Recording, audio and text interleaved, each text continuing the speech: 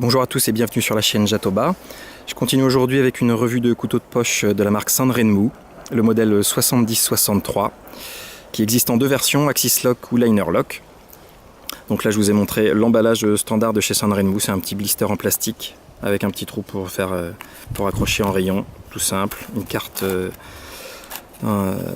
à l'arrière, on ouvre et voici le couteau.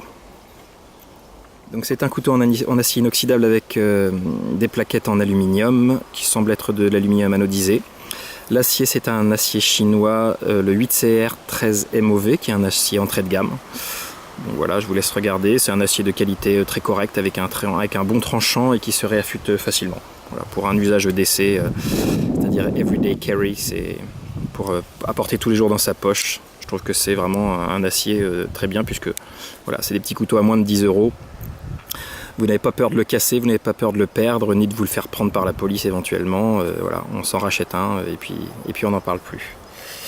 Voilà, donc ce couteau-là a été acheté sur le site chinois Gearbest pour le prix de 7,56 €. Il y a des tarifs allant de 7,56 € à 12 € et quelques. L'Axis Lock est un petit peu plus cher que cette version-là du Liner Lock, à 9,92 € je crois, et ces deux modèles existent en 4 couleurs, donc le bleu, le gris, un rose et un orange également.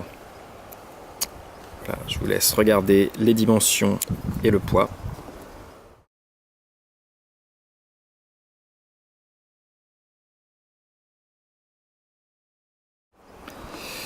Petite comparaison avec un couteau assez standard que beaucoup connaissent, c'est l'Ontario Rat 2, qui est donc un petit couteau de poche aussi EDC, qui est la version plus petite du Ontario Rat 1.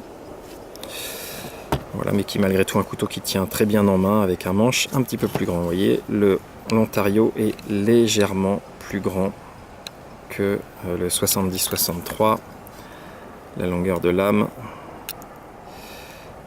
n'est également pas la même. Le poids est très proche, hein, le Rat 2 pèse 80 grammes et le Sanrenmu pèse 78 grammes. Donc des plaquettes en alu, un insert en plastique noir ici, un clip ceinture qui sur la version Liner Lock est réversible sur un seul côté, donc a priori plutôt pour les droitiers, pointe en haut ou pointe en bas. Et sur la version Axis Lock, le clip ceinture existe en une seule position ici. Alors sur ce modèle là en fait j'ai cassé le clip ceinture, c'est pour ça que j'en ai commandé un autre. Et donc je l'ai gardé pour vous montrer où ça s'est cassé. Ça s'est cassé juste en haut à la jonction sur les deux petites pattes au niveau de la fixation. Donc voilà, c'était un jour où je faisais un déménagement chez des amis, donc voilà, je me suis frotté à des murs, à des cartons, à des meubles, je faisais pas très attention. Le clip ici s'est accroché dans un meuble je pense, et en passant en marchant ça a tiré dessus et il s'est cassé net.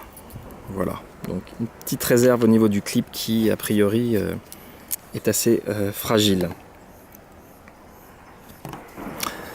Comme chez Sanrenmu, tous les couteaux Sanrenmu que j'ai, il n'y a absolument aucun jeu latéral et aucun jeu au bas. C'est vraiment une construction très solide, très sérieuse, il n'y a aucun souci là-dessus. Vous avez une petite fixation pour un cordon, un petit trou pour un cordon ici à l'arrière du manche. Et voilà, sur les plaquettes en alu, un petit grip voilà, qui est assez léger, hein. C'est essentiellement esthétique, hein. Ça ne sert pas beaucoup pour le grip. En ce qui concerne le jingping, il y a un petit jingping sur le haut de la lame ici, mais qui est bien accrocheur. Également sur le manche là, de l'autre côté, ici, et sur le Liner Lock, là. Je vous ai pas parlé de l'émouture, donc c'est une lame drop point avec une émouture concave des deux côtés. Voilà, ça coupe très bien en sortie de boîte, c'est pas un tranchant rasoir, mais c'est très très correct. On a un double thumb stud qui permet d'ouvrir la lame donc pour les droitiers comme pour les gauchers avec une seule main. Personnellement, je trouve que le Liner Lock est un petit peu plus pratique à refermer d'une seule main. Sur l'Axis Lock, ouverture très bien, mais fermeture, là. Ce petit geste là, moi, me plaît pas beaucoup, j'ai toujours un petit peu peur pour mes doigts. Ou alors faut faire comme ça peut-être, avec le majeur, on replie sur le thumb stud. Bon, voilà, je trouve ça moins pratique. signaler une fonction décapsuleur avec la lame refermée.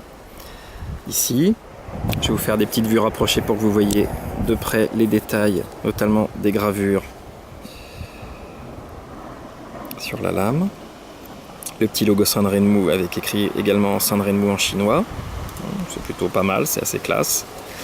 De l'autre côté, le numéro de série avec toutes les lettres qui vont avec. Là, ils ont des numéros de série un petit peu à rallonge.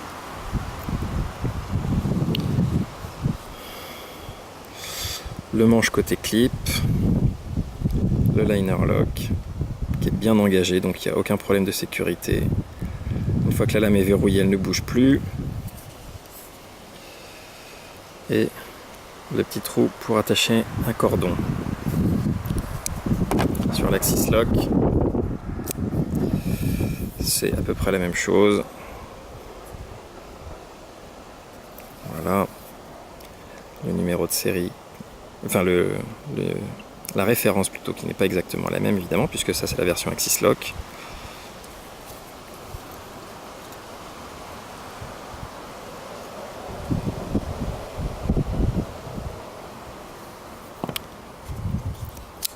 Voilà, c'est tout pour aujourd'hui.